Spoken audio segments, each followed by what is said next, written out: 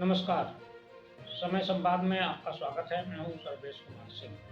राष्ट्रीय राजनीति में कल दो बड़ी घटनाएं हुई। एक तो लोकसभा ने सर्वोच्च न्यायालय का निर्णय आने के बाद कांग्रेस के पूर्व अध्यक्ष और वायनाड से सांसद रहे राहुल गांधी की सदस्यता को फिर से बहाल कर दिया। ये महत्वपूर्ण घटनाक्रम है। राहुल गांधी की सदस्यता सूरत के जिला और सत्र न्यायालय ने मोदी सरनेम मामले में 23 मार्च को उनको सजा सुनाई थी और 24 मार्च 2023 को लोकसभा सचिवालय ने उनकी वायनाड की सदस्यता समाप्त कर दी। जो कि सजा 2 वर्ष की थी, तो 2 वर्ष की सजा या उससे अधिक सजा होने पर प्राविधान है कि जनप्रतिनिधि को उसकी सदस्यता से वंचित कर दिया जाए।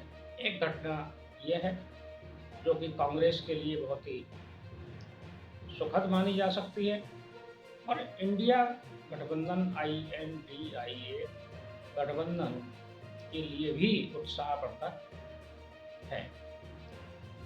दूसरी घटना ये घटित हुई कि राज्यसभा में एक चर्चित विधेयक जो राष्ट्रीय राजधानी क्षेत्र दिल्ली की सेवाओं से संबंधित है, राजकीय सेवाओं से संबंधित, ये विधेयक राज्यसभा में पारित हो गया।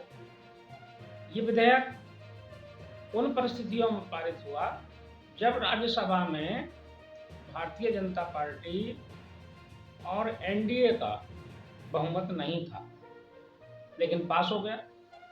लोकसभा में तो पहले ही पास हो गया था। ये NDA के लिए खुशखबरी है और NDA की बड़ी जीत है।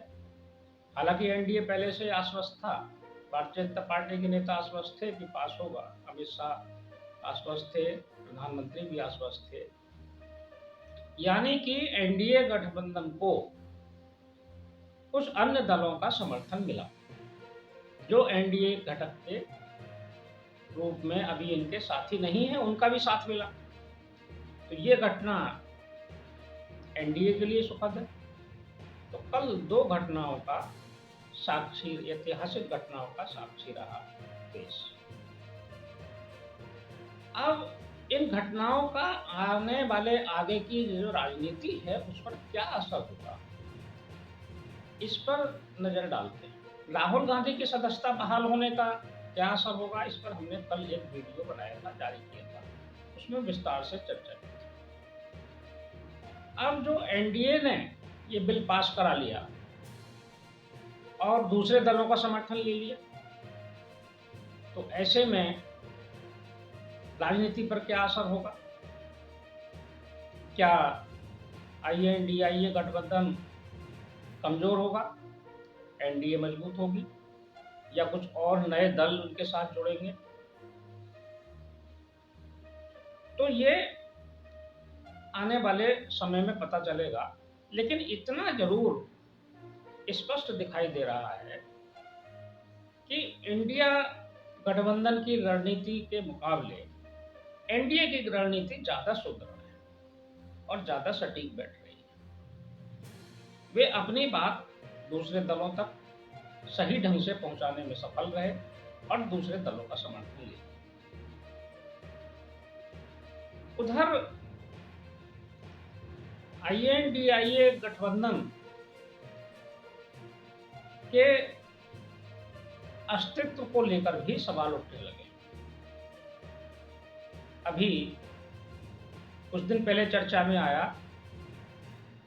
कि सीटों के बंटवारे को लेकर कुछ विवाद है और ये विवाद इतना ज्यादा है कि अब ये आशंका व्यक्त की जाने लगी है कि चुनाव आने से पहले ही या चुनाव आते आते INDIA गठबंधन बिखर जाएगा और उसके बिखराव का कारण बनेगा उत्तर प्रदेश और पश्चिम बंगाल,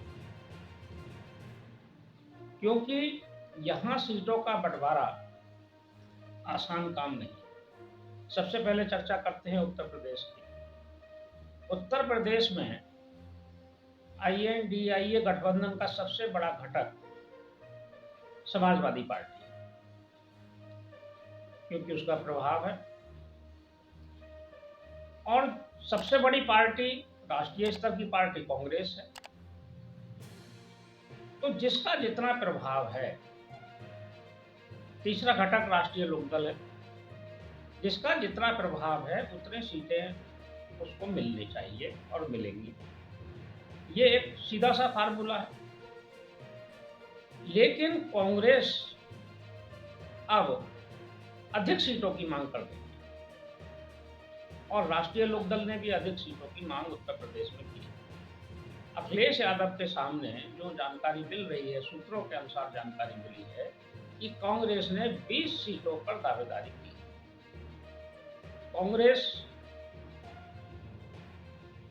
यूपीए के समय की जो उसने सीटें जीती थी उस पर दावेदारी कर रही है। कांग्रेस का मानना है कि उसको 20 सीटें मिलनी चाहिए, जबकि अभी कांग्रेस के पास मात्र 1 सीट है। राष्ट्रीय लोकदल ने 12 सीटों पर दावेदारी ठोक दी है। उसने पश्चिम उत्तर प्रदेश की अधिकांश सीटें और कुछ ब्रज क्षेत्र की सीटों पर दावेदारी की है, जबकि राष्ट्रीय लोकदल के पास एक भी सीट नहीं है वर्तमान में। तो ऐसी स्थिति में क्या समाजवादी पार्टी इन दोनों दलों को इनकी मांग के मुताबिक सीटें देकर संतुष्ट कर पाएगी? समाजवादी पार्टी जो भी सीटें छोड़ेगी वो अपने प्रभाव की सीटें ही उसके प्रभाव की होंगी। तो ऐसे में समाजवादी पार्टी क्यों दोनों पार्टियों को उनके मन मुताबिक सीटें देगी? समाजवादी पार्टी के हिसाब से तो संभवतः कांग्रेस को 2 और रालोद को भी 1 या 2 सीटें दी जा सकती हैं। ऐसा ही अखिलेश यादव का मन भी है। लेकिन ये दोनों पार्टियां अधिक सीटों की मांग पर अड़ी हुई हैं, ये सूत्रों से जानकारी है। ऐसे में इस गठबंधन का अस्तित्व अगले लोकसभा चुनाव तक रहेगा या नहीं रहेगा, इस पर भी सवालिया निशान है। दूसरी तरफ पश्चिम बंगाल है। पश्चिम बंगाल में ममता बनर्जी ने साफ कह दिया है कि बंगाल को तृणमूल के लिए छोड़ दिया जाए, यानी कि वहां ममता बनर्जी की मर्जी से कांग्रेस को जो सीटें देनी हो वो दे दे, छोड़ दे, और CPI CPM के लिए भी वो अपनी मर्जी से ही सीटें दे। सबको मालूम है पश्चिम बंगाल की राजनीति का इतिहास। एक समय कांग्रेस ने लंबा शासन किया, करीब 30 साल तक कांग्रेस ने शासन किया, और लगभग इतना ही 30 साल लगभग CPM ने शासन किया। उसके बाद ममता बनर्जी ने CPM को सत्ता से हटाकर सत्ता में खुद काबिज हुई। तो ऐसे में ममता बनर्जी के लिए भारतीय जनता पार्टी से ज़्यादा बड़ी चुनौती CPM, CPI और कांग्रेस है पश्चिम बंगाल में। इसलिए वो कतई भी ऐसा जोखिम नहीं लेंगी कि वो इन दोनों पार्टियों को अधिक सीटें देके अपना अस्तित्व भी खतरे में डालें। तो पश्चिम बंगाल में भी ये तनातनी होगी और शायद गठबंधन सीटों के बंटवारा होने पर वहां भी बिखर सकता है। अब दिल्ली और पंजाब में केजरीवाल की सरकार है, आम आदमी पार्टी की सरकार है। केजरीवाल भी चाहते हैं कि दिल्ली और पंजाब में उनका अधिकार है, उनके मन मुताबिक सीटों का बंटवारा हो, लेकिन कांग्रेस यहाँ भी चाहती है। कांग्रेस को लगता है कि आम आदमी पार्टी से पहले पंजाब में उनकी सरकार थी, तो उनको सीटों का एक बड़ा संख्या बल मिलना चाहिए, और दिल्ली में भी उन्हें कुछ सीटें मिले। लेकिन केजरीवाल दिल्ली में शायद एक भी सीट कांग्रेस को देने के लिए तैयार नहीं है। ऐसी स्थिति में दिल्ली, उत्तर प्रदेश और पश्चिम बंगाल में गठबंधन का अस्तित्व कितनी चुनौतियों का सामना करेगा और चुनाव आते आते शायद सीटों के बंटवारे पर ये बिखर भी जाए तो कोई आश्चर्य की बात नहीं, क्योंकि जो क्षेत्रीय दल हैं इनकी जो शक्ति है, ये स्थानीय वोट बैंक में इनका प्रतिशत ज़्यादा है और ये अच्छी तरह से जानते हैं कि इनके पास जो वोट आया है ये कांग्रेस का ही बिखरा हुआ वोट बैंक है और कांग्रेस को ये जितनी ज़्यादा सीटें देंगे उतना ही मत प्रतिशत कांग्रेस का बढ़ता चला जाएगा। एक सर्वे के अनुसार कांग्रेस के 2019 के मत प्रतिशत के मुकाबले इस समय देश में उसके मत प्रतिशत में 10% की वृद्धि दिखाई गई है। इसका आशय यह है कि उसके पास जो वोट आ रहा है वो क्षेत्रीय दलों से आ रहा है। इस सर्वे से क्षेत्रीय दल सतर्क हो गए और उन्हें अब भाजपा से और एनडीए से बड़ा खतरा कांग्रेस ही लगने लगी कि कांग्रेस को अगर ज़्यादा सीटें दी तो उनका वोट बैंक बिखर जाएगा और मत प्रतिशत कांग्रेस का बढ़ेगा, क्षेत्रीय दलों का कम हो जाएगा।